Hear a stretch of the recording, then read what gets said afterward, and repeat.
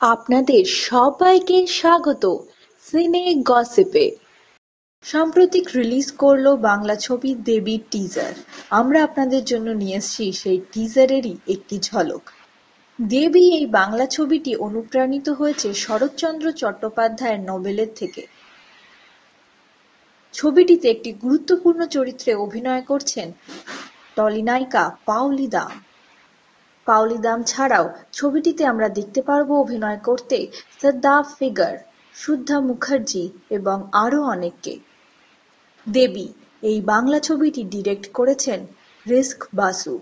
আমরা আপনাদের জন্য নিয়ে এসেছি দেবী বাংলা ছবির টিজারের একটি ঝলক। 2017 উইন্টার রিলিজ করবে বাংলা ছবি দেবী। সুতরাং পাওলি দামের ফ্যানেদের কিন্তু ওয়েট করতেই হবে 2017 উইন্টার পর্যন্ত। তারপরেই বড় পর্দায় রিলিজ করবে বাংলা ছবি দেবী।